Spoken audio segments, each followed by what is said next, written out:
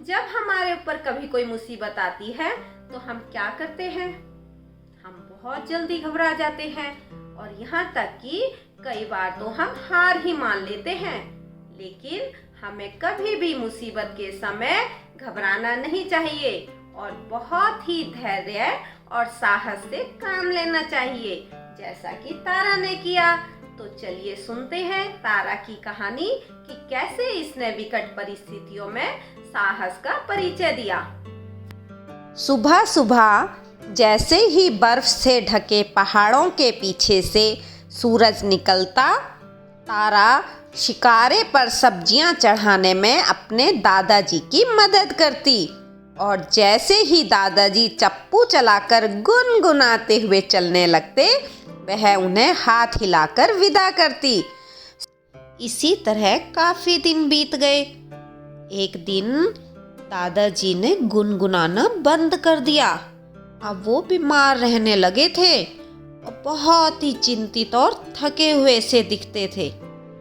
तारा एक दिन बोली, दादाजी अब मुझे मदद करने दीजिए ना, मैं आपकी जगह सब्जियां बेचा करूंगी। लेकिन दादाजी ने सिर हिलाकर मना कर दिया और कहा, तुम लड़की हो तारा, मेरी प्यारी बिटिया, तुम तो बस घर की देखभाल करो।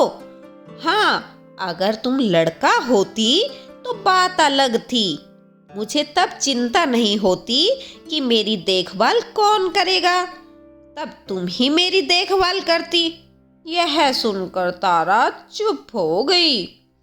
तारा अब अपने दादाजी की खूब देखभाल करती। वह फर्श साफ करती, कपड़े धोती और रसोई के बर्तन भी चमका कर मांजती थी।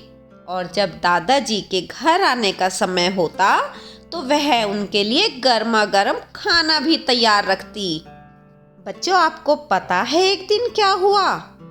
उस दिन दादाजी की एक भी सब्जी नहीं बिकी और वो जल्दी घर लौट आए। आते ही वह चारपाई पर लेट गए और अगले दिन सुबह भी उठ नहीं सके। तारा यह देखकर बहुत घबरा गई। उसने तुरंत डॉक्टर को बुलाया।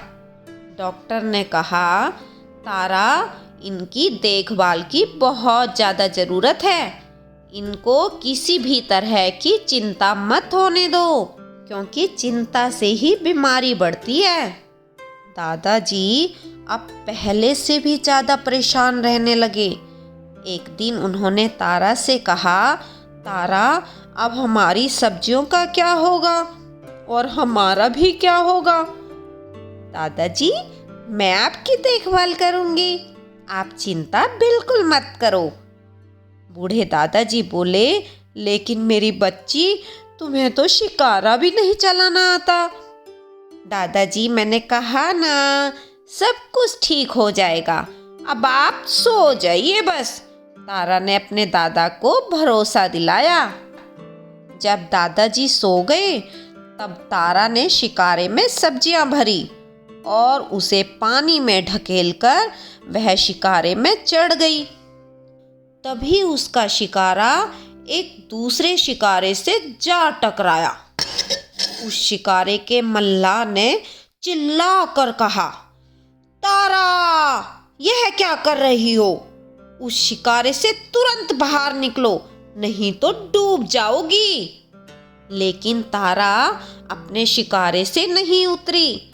वह उस मल्लाह के पीछे पीछे अपना शिकारा भी खेने लगी। वह वैसे ही चप्पू चलाने लगी जैसे वह मल्लाह चला रहा था। उसने अपने शिकारे को बाईं तरफ ही रखा। धीरे धीरे शिकारा भी आगे बढ़ने लगा। उसका शिकारा एक बगीचे के पास से निकला। वहां कुछ औरतें खीरा तोड़ रही थी। जब उन्होंने तारा को देखा तो सब हंसने लगे और बच्चे तो जोर जोर से चिल्लाने लगे, देखो, अरे भाई देखो देखो, आज तारा शिकारे पर है। तारा, और वे दौड़ते हुए गाना गाने लगे, तारा, ओ तारा, घिरेगी शिकारे से जब तारा ओ तारा पानी में डूबेगी तब तारा ओ तारा। तारा हंसकर बोली, मैं नहीं डूबूंगी, और उसने उन पर ठंडा पानी फेंक दिया। पानी पड़ते ही बच्चे चीखते चिल्लाते भागे और पेड़ों के पीछे जाकर छिप गए। तारा शिकारा चलाती रही और डल झील में जा पहुंची। डल झील में सुंदर और चमकीले बड़े बड़े हाउस बोट थे। हाउस बोटों पर रंग बिरंगी छतरियां लगी हुई थी। सजी धजी महिलाएं छतरियों के नीचे बैठकर धूप का मजा ले रही थी। तारा को वे महिलाएं बहुत अच्छी लगी।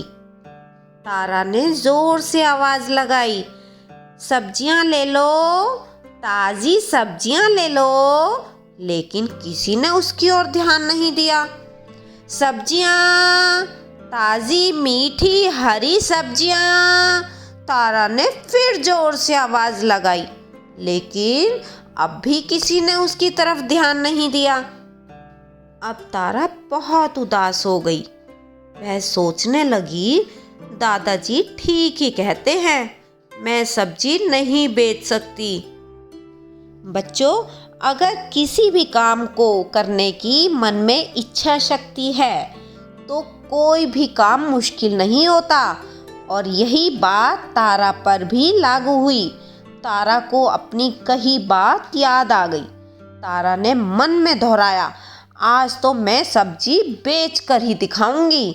और वह तुरंत खड़ी हो गई और जोर जोर से गा गा कर सब्जी बेचने की आवाज लगाने लगी। उसने सभी का ध्यान अपनी ओर आकर्षित कर लिया। कुछ महिलाएं तो रेलिंग पर झुककर उसे देखकर मुस्कुराने ही लग गई।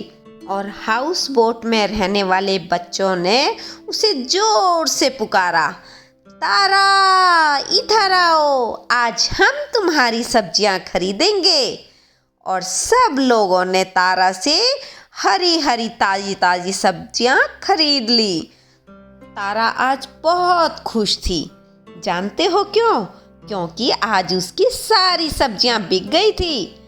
और वो अपने दादाजी के सामने उछलते हुए बोली, दादाजी दादाजी, आज देखो मैंने सारी सब्जियां बेच दी हैं। और दोनों बड़े ही प्यार से गुनगुनाने लगे, माए नी मेरी शिमले दी राहें, चंबा कितनी दूर। माए नी मेरी शिमले दी राहें, चंबा कितनी दूर।